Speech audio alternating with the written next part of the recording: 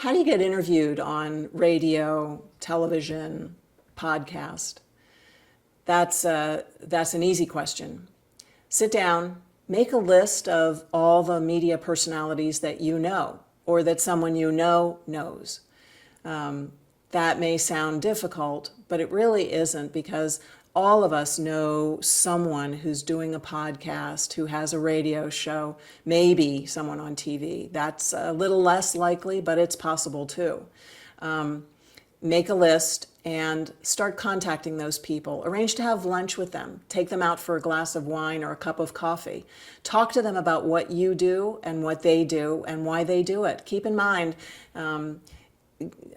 interviewing someone in this way is about give and take. You don't want to just interview, you don't want to set up a lunch or a glass of wine and then just talk about yourself. That's not how this works.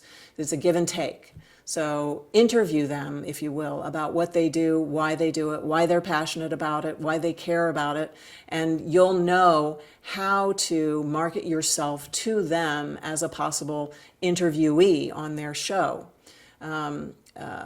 That's one way to do it, and you'll begin to organize those episodes where you're doing those live recordings and you're making yourself available. As you become more public about that, as you are on air more often, people will become aware that you're on air, and they'll start contacting you because you've attained more credibility. You have more authority once you start appearing like that. And by the way, once you start appearing like that, give some thought to modifying your pitch. If you've attained another level of authority that you didn't have before and you need more authority for your pitch, there you go. So start scheduling those on-air interviews as soon as you can, and that will do a lot to raise your profile in your community. The last thing that you should do as far as these interviews goes, create an information sheet. And by that I mean, a lot of times people who are doing interviews want to know, they don't want to do all the work. And why should they? If you've created an interview sheet, no one who ever interviews has to do any work other than reading the sheet. So the sheet should be at least a page long. Mine is too long. It's 5 pages long, and I think I admit it, it's way too long.